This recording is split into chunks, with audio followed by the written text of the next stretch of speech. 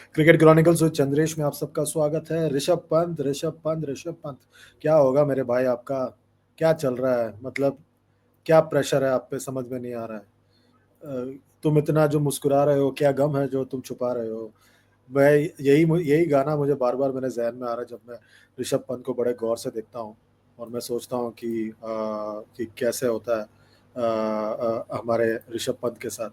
जबरदस्त खिलाड़ी थे जब वो मतलब शुरुआत की थी उन्होंने, और पर धीरे धीरे जैसे वो यहाँ पे बढ़ रहे हैं तो ऐसा लग रहा है कि उनको उनके ऊपर बहुत ज़्यादा दबाव है। बहुत बहुत ज़्यादा दबाव है यहाँ पर, और अलग अलग तरीके का दबाव है उनके ऊपर।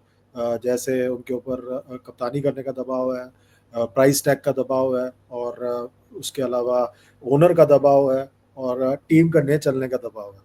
जो जो गलत हो सकता है ऋषभ पंत के साथ वो सब हो रहा है सीजन में। उनके सब मेन फास्ट बॉलर्स इंजर्ड हैं, और बॉलिंग अटैक में कोई पैनापन नहीं है, और बेचारे ऋषभ पंत अकेले पड़ गए हैं वहाँ पर बल्ले के साथ। विकेट कीपिंग में भी मतलब ढीले लग रहे हैं वो, और कप्तानी तो बिल्कुल हो ही नहीं रही है। इसीलिए आज बहुत बड़ी हार का सामना करना पड़ा उनको पंजाब के हाथों। 8 विकेटों से अपने ही घर पे एकाना स्टेडियम लखनऊ में हार गए, और बहुत बुरी तरह से पिछड़ गए अब पॉइंट्स टेबल पे। पॉइंट्स टेबल पर भी आएंगे, पर पहले बात कर लेते हैं इस मुकाबले के बारे में। और आगे बढ़ने से पहले आप सबसे दरख्वास्त है, प्लीज़ चैनल को लाइक, शेयर और सब्सक्राइब करें, और साथ ही साथ नोटिफिकेशन की घंटी भी बजाएं, और हमारे चैनल को इसी तरह आगे बढ़ाने में मदद करें। शुरुआत करते हैं कि क्या हुआ टॉस पे पंजाब ने टॉस जीता और पहले गेंदबाजी करने का फैसला किया। पर उसके बाद क्या था, एक वन साइड अफेयर था। मिचेल मार्श वही हुआ, आउट हो गया पहली ही गेंद पर। और उस जो उन्होंने सामना किया, और उसके बाद एडन मार्करम थोड़ी देर निकलस पूरन के साथ मिलकर पारी को संभालने में लगे हुए थे, पर एडन मार्करम जल्दी आउट हो गए। और फिर जो है बेचारे निकलस पूरन एक बार फिर अकेले पड़ गए। निकलस पूरन से पता नहीं क्या क्या उम्मीद कर रहे हैं इस बार लखनऊ सुपर जायंट्स, क्योंकि वो तीसरा लगातार मैच है कि जो उन्होंने रन बनाया है। कप्तान ऋषभ पंत ने फिर निराश किया आज, और बहुत जल्दी आउट हो गए। उन्होंने सिर्फ 2 रन बनाया, और फिर बहुत ज़्यादा निराश कर दिया था, और बहुत जल्दी लखनऊ सुपर जायंट्स जो है 35 पर थी, 3 थे। फिर एक 54 रन की साझेदारी हुई निकलस पूरन और साथ ही साथ आयुष बदोनी के बीच में, और ऐसा लग रहा था कि पारी एक बार फिर पटरी पर आ रही है। पर जब निकलस पूरन आउट हुए उसके बाद जो है बदोनी अकेले पड़ गए, और डेविड मिलर ने भी उनका ज़्यादा साथ नहीं दिया, और एंड में जो है पूरी तरह से बदोनी बेचारे मतलब अकेले अकेले थकेले पड़ गए, और उनके साथ में थोड़ी देर जो है अब्दुल समद ने साथ दिया। उन दोनों ने मिलकर 47 रन जोड़े, और ऐसा लगा कि उस इस साझेदारी की बदौलत जो है पारी वापस एक बार पटरी पर आएगी। अब्दुल समद ने एक बार फिर समझदारी वाली पारी खेली, और 27 रन बनाए मात्र 12 गेंदों में, 2 छक्के और 2 चौकों की बदौलत।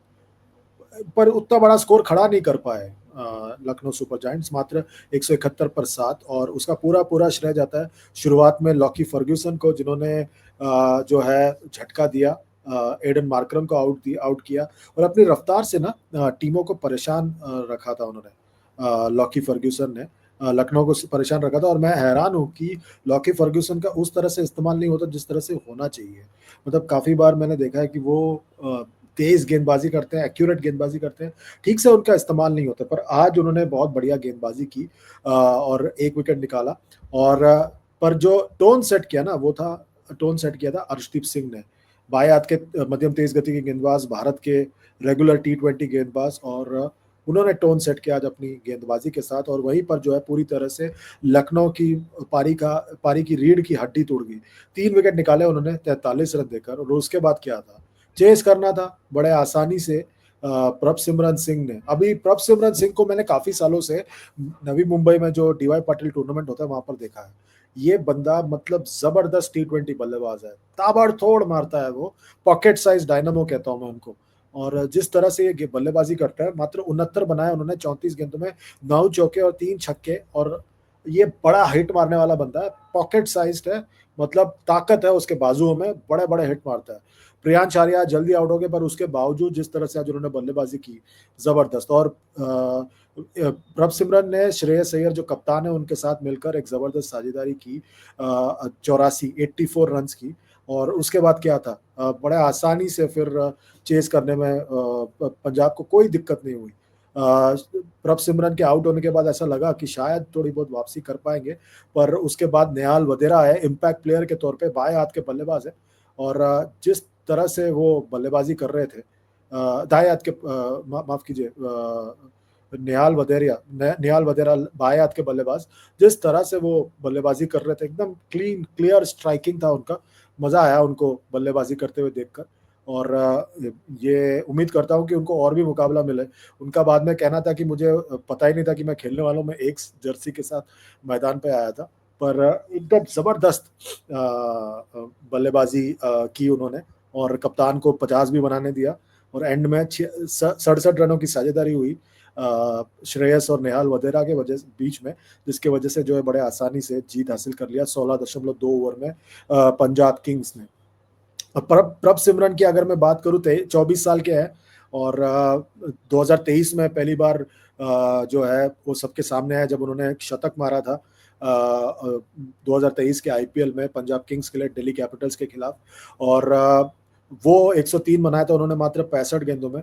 2024 में उन्होंने जो है 334 रन बनाया, और फिर जो है इस बार जो है फिर एक बार है यहाँ पर आईपीएल में, उनको रिटेन किया गया था शशांक सिंह के साथ 4 करोड़ के लिए, और बहुत ही मतलब पॉकेट साइज डायनामो जिसको कहते हैं वो है।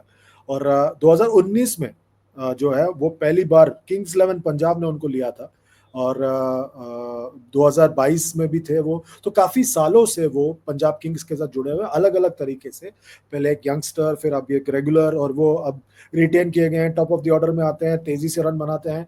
मतलब एक परफेक्ट T20 बल्लेबाज है वो, मतलब एक परफेक्ट पैकेज है अगर आप देखना चाहें उनको बड़े गौर से। और T20 क्रिकेट में उनका स्ट्राइक रेट भी मैं देख रहा था, 145 का स्ट्राइक रेट है overall, which is a very good strike rate, it can get better. 15 अर्धशतक मारा है उन्होंने, और पिछले काफी सालों से वो डोमेस्टिक क्रिकेट खेल रहे हैं। 2018 में उन्होंने अपना फर्स्ट क्लास डेब्यू किया था, तो पंजाब के लिए, तो पंजाब से खेलते हैं, पंजाब के बारे में इंडिया ए खेल चुके हैं, इंडिया अंडर 19 भी खेल चुके हैं, और काफी सालों से इन्वॉल्व है इंडियन क्रिकेट में, तो वो क्रिकेट को, इंडियन सिस्टम को, इंडियन क्रिकेट को बहुत अच्छी तरह से पहचानते हैं। तो I think that we should hear more about him in the coming days, hopefully we should hear more about him, but you never know. और T20 क्रिकेट में भारत को अगर विकेट कीपर बल्लेबाज की जरूरत है, तो ये भी एक विकल्प के तौर पर उभर सकते हैं भारत के लिए, and let's see what happens in the coming days with the T20 setup. जहां तक बात है पॉइंट्स टेबल की, पॉइंट्स टेबल का हाल ये है, उस पर एक नजर डाल देते हैं। यहाँ पर आरसीबी टॉप पर है, फिर पंजाब किंग्स है नंबर 2 पर, फिर दिल्ली कैपिटल्स, फिर गुजरात टाइटंस, मुंबई इंडियंस जो पहले के चैंपियन है, चेन्नई, हैदराबाद, राजस्थान, केकेआर, वो सब नीचे चल रहे हैं, और केकेआर डिफेंडिंग चैंपियन एकदम नंबर 10 पर है। पर आपको बता दें ये शुरुआती दिन है इस आईपीएल का, और भी कुछ मुकाबले होने बाकी है, काफी मुकाबले होने बाकी है, तो इतने जल्दी let's not jump to conclusion. अब के लिए ये एक बहुत ही यादगार पल है कि इस वक्त आरसीबी और पंजाब जो है टॉप 2 में है। आई think that is a big statement by both these sides. पर जहां तक आज के लिए मेरी स्टोरी की बात है, आज का मुझे सबसे बड़ी बात मेरे लिए ये थी कि ऋषभ पंत जो है, इनके T20 करियर का जो है बहुत ही ज्यादा एक यादगार जो है दिन नहीं था उनके T20 करियर का। ये एक भूलने लायक दिन था। उनका T20 करियर इस वक्त बहुत पिछड़ रहा है, और ये टूर्नामेंट इसी तरह चलता रहा था, भले ही वो टेस्ट क्रिकेट में भारत के कप्तान बन जाए, और T20 क्रिकेट में मुझे लगता है कि उनके लिए बहुत मुश्किल होने वाला है। आने वाले दिनों में और भी ज्यादा धुरंधर विकेट कीपर बल्लेबाज आपको नजर आएंगे, तो मुझे लगता है कि तैयार होना पड़ेगा आपको उस बात के लिए कि शायद अगले साल के T20 वर्ल्ड कप में आप ऋषभ पंत को ना देखें। और ये चीज़ ऋषभ पंत को भी पता होनी चाहिए कि उनको यहाँ पर और बेहतर करना होगा अगर उन्हें T20 क्रिकेट में भारत के लिए और रेगुलरली रिप्रेजेंट करना है। पहले ही वनडे क्रिकेट में केएल राहुल ने उनकी जगह ले ली है, और T20 क्रिकेट में संजू सैमसन उनके आगे है। अब तो प्रभ सिमरन सिंह भी आ रहे हैं, जितेश शर्मा है। तो इन सब के होते हुए ऋषभ पंत का T20 क्रिकेट में जगह बनना भारत के लिए बहुत ज़्यादा मुश्किल हो जाएगा आने वाले दिनों में। उनको बड़े गौर से अपने इस प्रदर्शन पर ध्यान देना पड़ेगा और आने वाले दिनों में देखना पड़ेगा कि किस तरह से वो कम बैक कर पाएंगे इस टूर्नामेंट में। उसके लिए जरूरी है कि ऋषभ आप ओपन करें बैटिंग को। आप मेरी बात अगर सुन रहे हैं तो ओपन कीजिए। एडन मार्करम को नंबर 4 पे लेके आएंगे या किसी और को लेके आए अंदर, पर आपको ओपन करना पड़ेगा। आप कप्तान है, टोन सेट कीजिए बल्लेबाजी के साथ। क्या आप मेरी बात से सहमत है? वीडियो के नीचे कमेंट कीजिए, लाइक कीजिए, शेयर कीजिए, सब्सक्राइब कीजिए और साथ ही साथ नोटिफिकेशन की घंटी भी बजाइए।